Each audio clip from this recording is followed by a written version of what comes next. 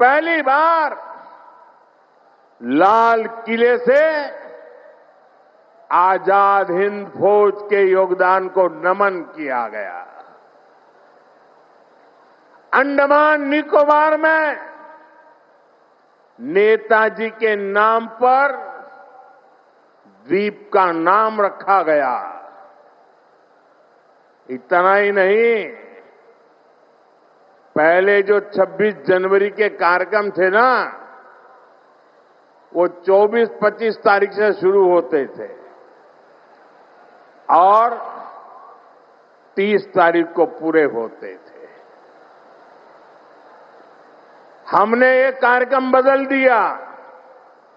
हमने अब 23 जनवरी सुभाष बाबू की जन्म जयंती से शुरू किया और महात्मा गांधी की पुण्यतिथि पर पूरा करने का तय किया।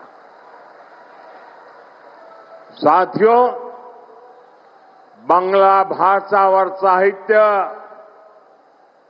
बहुत ही समृद्ध है, लेकिन बांग्ला भाषा को क्लासिकल लैंग्वेज का दर्जा भी तब मिला जब आपने मुझे आशीर्वाद दिया, बीजेपी की दिल्ली में सरकार बनाई। इससे बांग्ला भाषा में रिसर्च को बल मिलेगा। साथियों, बीजेपी के सरकार के प्रयासों से ही दुर्गा पूजा को यूनेस्को ने कल्चरल हेरिटेज का दर्जा दिया है। ये टीएमसी वाले दिल्ली में सोनिया जी की सरकार में भागीदार थे, क्या तब ये सब काम नहीं करा सकते थे क्या? क्यों नहीं किए? ये मोदी है जिसको बंगाल के लिए इतना प्यार है, समर्पण है, तब होता है। हमारी सरकार के प्रयासों से ही गुरुदेव रविन्द्रनाथ टैगोर के शांति निकेतन को विश्व धरोहर का दर्जा मिला है। ईश्वर चंद्र विद्यासागर, राजा राम मोहन राय और स्वामी विवेकानंद, इन महापुरुषों की जन्म जयंतियों से जुड़े अहम पड़ावों को नेशनल लेवल पर मनाने का सौभाग्य भी हमारी सरकार को ही मिला है। ये हम इसलिए कह रहे हैं और हम इसलिए कर रहे हैं क्योंकि बीजेपी विकास और विरासत दोनों को महत्व देती है। विकास और विरासत के इसी मॉडल पर चलते हुए बीजेपी पश्चिम बंगाल के विकास को भी गति देगी। साथियों, पश्चिम बंगाल का सामर्थ्य बहुत बड़ा है। यहां बड़ी बड़ी नदियां हैं, बहुत बड़ी कोस्टलाइन है, यहां उपजाऊ जमीन है। पश्चिम बंगाल के हर जिले में कुछ न कुछ खास है और यहां के लोग तो बुद्धि, प्रतिभा, सामर्थ्य, समर्पण अद्भुत है। भाजपा हर जिले की इस ताकत को और ज्यादा बढ़ाएगी।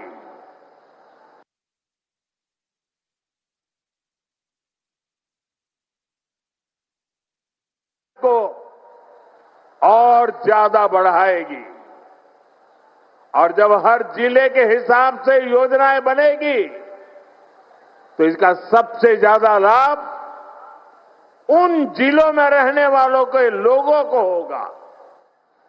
हैंडलूम से जुड़े अन्य प्रोडक्ट है, पीढ़ियों से लोग इस काम से जुड़े हैं। BJP one district one product scheme के तहत हर जिले के ऐसे प्रोडक्ट को प्रोत्साहन देगी। भाजपा सरकार बनाते ही प्लास्टिक को लेकर ठोस नीति बनाएगी और जूट की पैकेजिंग को और बढ़ावा देगी। इससे यहां के जूट उद्योग को और बल मिलेगा। साथियों, हुगली में बहुत बड़ी मात्रा में आलू और प्याज की खेती होती है। अन्य सब्जियां भी उगाई जाती है। दुनिया में फ्रेश सब्जियों की बहुत बड़ी डिमांड है। साथ ही पैकेज सब्जियां के लिए भी दुनिया में बहुत बड़ा मार्केट है। मेरा तो सपना है कि दुनिया भर के बाजारों में भारत के किसानों, भारत के पशुपालकों और भारत के मछुआरों के उत्पाद दुनिया में धूम मचाए। दोस्तों, दुनिया में धूम मचाए। इसलिए देश भर में फूड प्रोसेसिंग फैसिलिटी और कोल्ड स्टोरेज चेन बनाने पर बहुत काम हो रहा है। यहां बनने वाली भाजपा सरकार इस काम को भी तेज गति से आगे बढ़ाएगी और ये मोदी की गारंटी है। साथियों,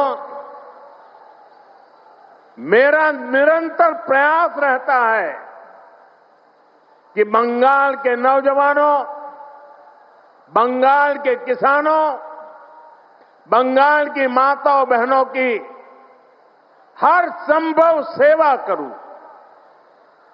लेकिन यहां की टीएमसी सरकार केंद्र सरकार की योजनाओं को आप तक ठीक से पहुंचने ही नहीं देती।